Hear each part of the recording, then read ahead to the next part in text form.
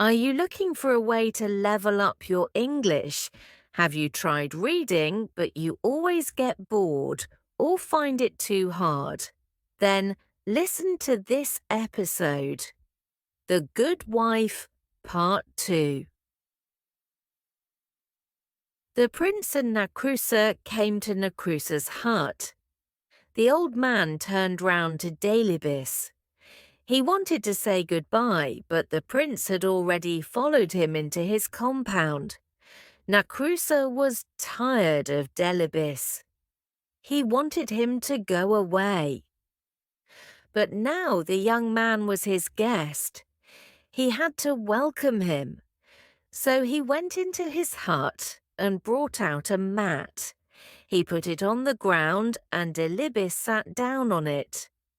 Hariri was inside the hut. She was cooking the evening meal. "Listen, daughter," Nakrusa said to her. "We have a very strange guest.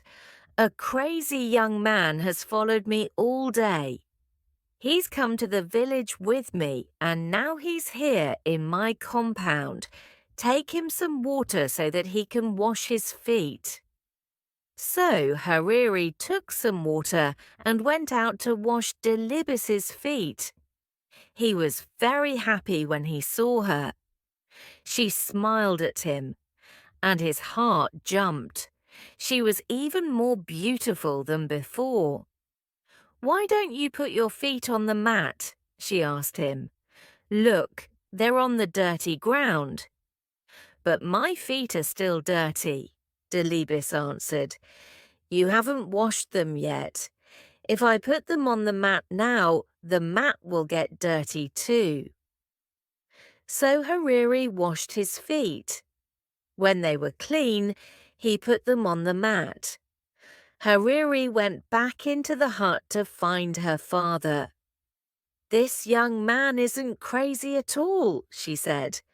"Oh, yes, he is," said Nakrusa. "Do you know what he said to me on the road?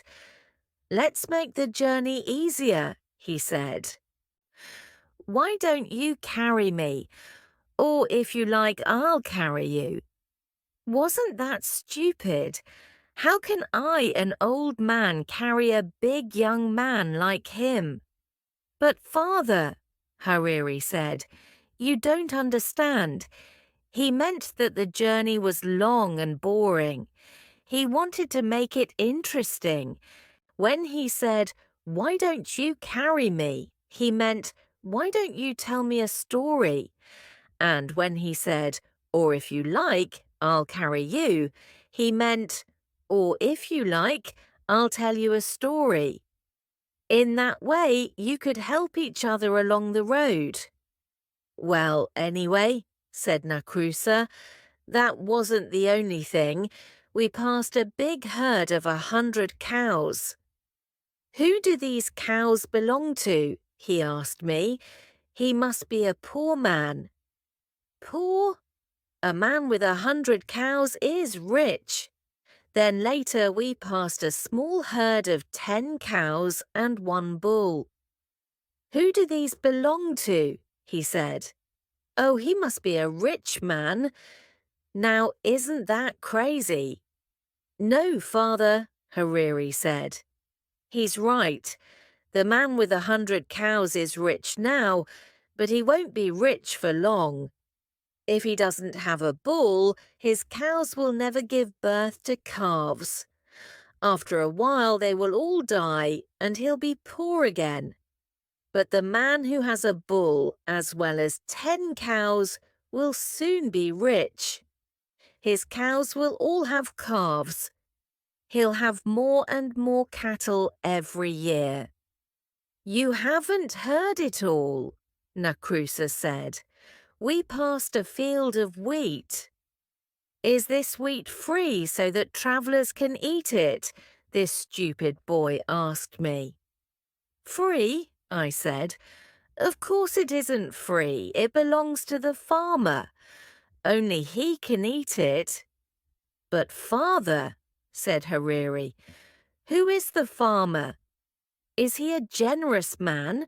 Does he give food to the guests and travelers who come to his hut? Yes, said Nakrusa. I know the man. He's a good man. He's always kind to guests and travelers. And does he ask them to pay for their food? Asked Hariri. Of course he doesn't, Nakrusa answered. What kind of man asks his guests to pay for their food? Then the young man was right, Hariri said. The wheat is free. Travelers can eat it without paying. Well, perhaps, Nakrusa said. But listen to this.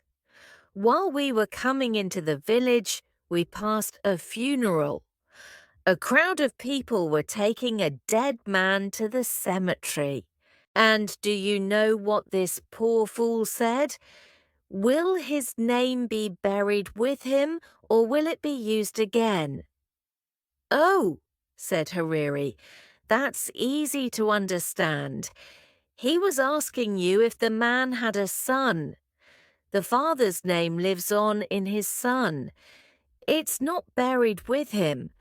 It's used again and again. Nakrusa was tired of talking to his daughter. He went to talk to her uncles. My daughter's crazy, he said. You have seen that strange young man sitting outside my hut. He asks all kinds of stupid questions, but my daughter likes him. Does she? Said Hariri's uncles. That's good. Your daughter isn't a child now. She must get married soon. Why don't you let her marry him? He looks like a good man to us.